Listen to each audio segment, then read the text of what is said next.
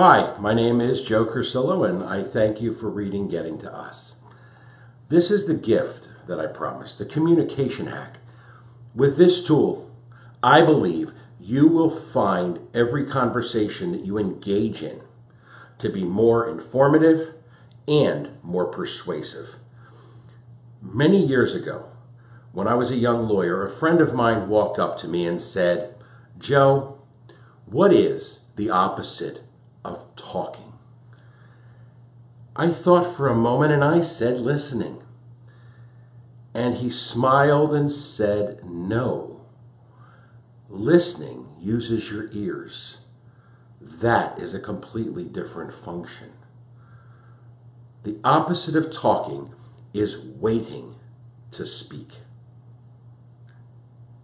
I thought a lot about that. And I walked back into a courtroom as a young trial lawyer, and I began to watch young lawyers. And I realized that as they prepared their cases, as they prepared discussions, they were looking at lists, and they were going through their questions. They weren't paying attention to the witness on the witness stand. They weren't paying attention to the judge. They were concerned about what they had to say. When they were not talking, they were waiting to speak. Because they knew they had something to say, and that's what they wanted to get out. They weren't listening either. If you stop waiting to speak, you will become a better listener. And when you work with your team, when you work with other people, the more you listen to them, the more you stop waiting to speak, the more information you will get that will help you become a better communicator and a much more persuasive leader. I began a trial, and I had a defendant on the witness stand, and I thought to myself, I want to practice not waiting to speak. So I had a list. I knew what I wanted to ask.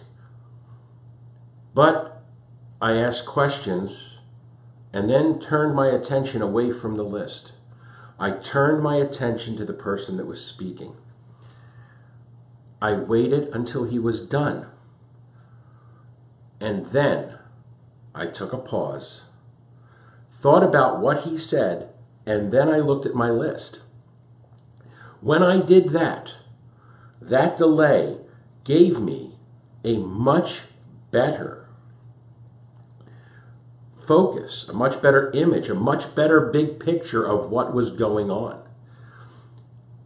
Oddly enough, I was a young prosecutor, and I got that man to confess. I got him to confess the crime on the witness stand. Not because of the questions I wrote, but because I waited to speak and asked the right questions. Because if I had followed my list, it would have been a dead-end road, and it would have not ended as well as it did. So when you ask someone a question, when you're communicating with someone, my advice is this: don't wait to speak. Listen, count to 4, and then consciously make a decision that now it's my turn to speak. But while you are counting to 4, look at them. Hear what they said and allow it to process. Because by doing that, by allowing that information to come in, and while you're staring at them, they will get the impression, truthfully get the impression, that you actually cared about what they said. What they said will become important to you. They will know that. And then it is your turn to speak. So take a look at people and pay attention. Now, one of the things that I believe is important in waiting to speak is watching the person that you're talking to. When you are talking, when it is your turn to speak, watch them. Because most people don't know how to wait to speak. People will purse their lips. They'll want to say something. They'll start to move their hands. At that point, they have stopped listening. They are waiting to speak. If you can take a pause, stop what you're saying, and look at that person and let them get it out, they are going to be more apt to listen to you, because now they've got what they had to say out in the open. They are no longer keeping it closed in. They're no longer focused on something else while you're talking about something. You're doing the alphabet and they're counting numbers. You're on two different planes. If you stop and then turn to them, the conversation now becomes about them. But what is important, you have decided it is about them. You have given them control. Well, not really. They feel like they're in control because they can speak. But you are controlling the conversation by determining that it's their turn to speak.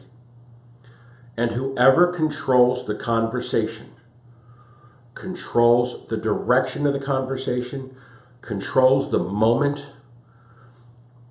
whoever is in control and taking the time to manage the conversation is the person that's going to fit the square peg into the round hole. You're going to get what you want if you allow that to happen.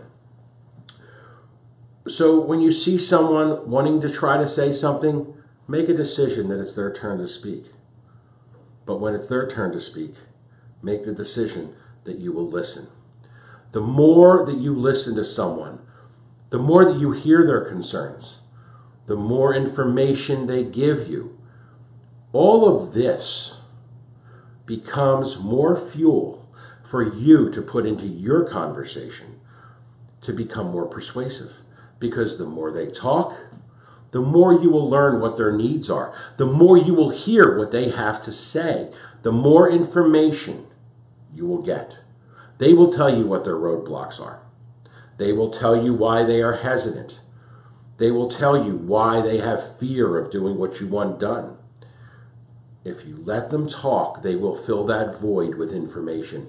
And that is information that you will later be able to use. So the more that you listen, the more you stop waiting to speak, and the more you allow them to speak, the more information you're going to have to get to the place you want that conversation to be. So my closing advice is that you want to keep control. You want to be in charge of the conversation, but by letting up on the reins a little, you are controlling what's happening next. You're controlling how they speak. And you then are hacking that conversation to make it go your way. Just because you're speaking. Just because you have something to say. That alone does not mean you're in control. Control has to do with the give and take, the allowing of the information to come in and out, managing the conversation. So, next time you're in a conversation, consciously don't wait to speak.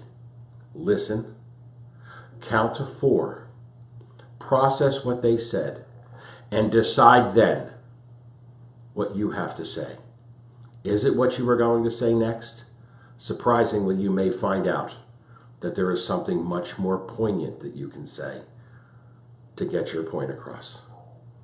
And the more that you do that, the more persuasive you will become, and the more you will bring people into your world, into your plan, and the further you will go as you engage in getting to us.